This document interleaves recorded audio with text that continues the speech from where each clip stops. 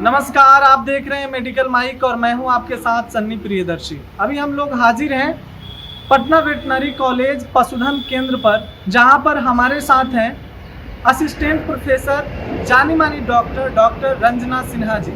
आज हम लोग जानेंगे कि गायों में ट्रांजिशन पीरियड में क्या क्या बदलाव आती हैं और उस समय हमें किस प्रकार देख रेख करना चाहिए, इसके बारे में विस्तृत बताएंगी डॉक्टर रंजना सिंह। बहुत बहुत स्वागत है रंजना मैम आपका। ट्रांजिशन फेज है क्या? ट्रांजिशन पीरियड एक बच्चे देने से 21 दिन पहले और 21 दिन बाद का समय, बच्चा देने के 21 दिन का बाद का समय को ट्रांजिशन पीरियड कहते हैं। ये पीरियड ट्रांजिशन समय जो होता है वो बहुत इम्पॉर्टेंट होता है। एनिमल को देख रेख इसमें बहुत ज़्यादा की आवश्यकता होती है, ताकि एनिमल में कुछ जो बदलाव होते हैं उसकी हम अच्छे से समझ सकें और उसकी हमें भरपाई, जो उसमें रिक्वायरमेंट होते हैं, न्यूट्रिशन की रिक्वायरमेंट होते हैं, उसको हम भरपाई कर सकें। क्योंकि बदलाव इसलिए होते हैं कि बच्चे का भी ग्रोथ हो रहा है, चरम सीमा पर रहता है, उसका लास्ट स्टेज में रहता है, उसको भी न्यूट्रिशन की आवश्यकता, एनर्जी की आवश्यकता है, और माँ को भी न्यूट्रिशन एनर्जी की आवश्यकता है, ताकि ये ड्राई स्टेट से लैक्टेशन फेज में जाती है। तो इसका मेमोरी ग्लैंड का डेवलपमेंट इस समय चल रहा होता है। शरीर में बहुत सारा फिजियोलॉजिकल चेंजेज आते हैं शरीर में, और वो ड्राई स्टेट से प्रोडक्शन स्टेज में जाती है एनिमल। तो इसीलिए इस समय हमें खास बातों पर ध्यान रखना चाहिए। अगर हम ध्यान नहीं रखते हैं तो मेटाबॉलिक डिजीज होने की चांसेस बढ़ जाते हैं, जैसे कीटोसिस, मिल्क फीवर, ये सब डिजीज और लिवर सिरोसिस, ये सब की चांसेस बढ़ जाते हैं। तो इसीलिए एनर्जी रिच डाइट देना चाहिए, ताकि हमारे उसके भोजन में हमारा एनर्जी रिच डाइट हो।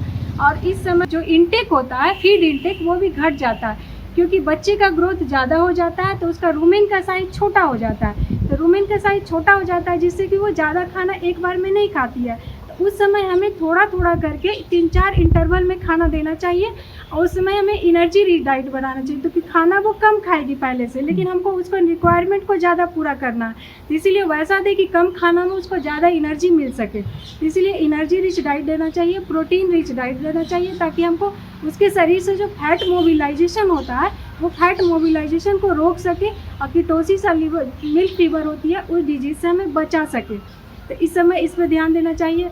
कुछ फीड एडिटिव भी ऐड कर सकते हैं, जैसे नियासिन, ये सब ऐड कर सकते हैं, और ग्लूकोनियोजेनिक प्रिकर्सर दे सकते हैं, ताकि ब्लड में ग्लूकोज बना सके अदर मटेरियल से, ताकि ग्लूकोज इंक्रीज हो जाएगा तो फैट मोबिलाइजेशन को कम कर देगा, कीटोसिस कम होगा, कीटोन बॉडीज कम बनेगा तो कीटोसिस कम होगा। बाईपास फैट खिलाएंगे, ताकि बाईपास फैट खिलाएंगे तो वो हमारा फैट मोबिलाइजेशन को रोक देता है, अब मेटाबॉलिक डिजीजेज को भी कम कर देता है, और इन मास्टाइटिस के भी चांसेस का भी कम हो जाता है इसमें। इसीलिए इन सब बातों पे ध्यान रखना बहुत ज़रूरी है।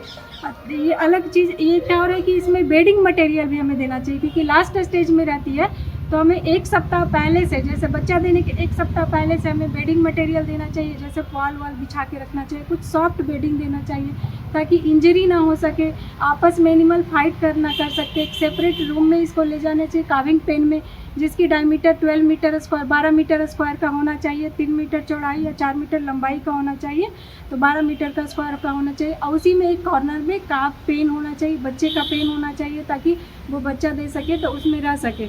उसके बाद हाँ, सेफ्टी के लिए वो अपना जो भी इंटरेक्शन है बच्चे के साथ, माँ के साथ, वो रहेगा, क्योंकि अगर हम इंटरेक्शन नहीं रहेगा तो फिर वो मिल्क लैक्टेशन में लेट डाउन नहीं करेगी, वो सब भी दिक्कत आएंगी। तो इसीलिए उसे एक सेपरेट पेन में रखना चाहिए। और उस समय, और बच्चा देने के बाद हमें 250 ग्राम मीठा, आदि 100 ग्राम आदि, 100 ग्राम सरसों तेल, 100 ग्राम ये सोंठ, हल्दी, ये सब मिला के काढ़ा पिलाना चाहिए। 250 टोटल मिला के 1 kg बना लेना चाहिए। 1 kg की मात्रा में हो जाएगा, तो 250 ग्राम सुबह, 250 ग्राम साथ, मिनिमम 7 दिन तक पिलाना चाहिए। और उसके बाद 7 दिन के बाद हम एक टाइम पिला सकते हैं। इससे क्या होता है कि जो यूट्रस जो फैला हुआ होता है वो इन्वॉल्यूशन सिकुड़ने में मदद करता है, और पेन में भी राहत होती है। पेन में भी राहत होती है, और मिल्क प्रोडक्शन भी बढ़ता है, और होता है कि अगले लैक्टेशन में, अगले प्रेगनेंसी में कंसीव जल्दी करती है, और ताकि अगले लैक्टेशन के लिए वो जल्दी से तैयार हो सके। चलिए, बहुत बहुत शुक्रिया मैम, बहुत बहुत धन्यवाद। आपने अभी बताया कि पशुओं के ट्रांजिशन में हमें किस प्रकार से उसकी देखरेख करनी चाहिए और क्या क्या बदलाव आते हैं, और उसके डाइट पर प्रॉपर कितना ख्याल रखना चाहिए। इतनी महत्वपूर्ण जानकारी देने के लिए और हमारे किसान भाइयों को जागरूक करने के लिए आपका बहुत बहुत धन्यवाद।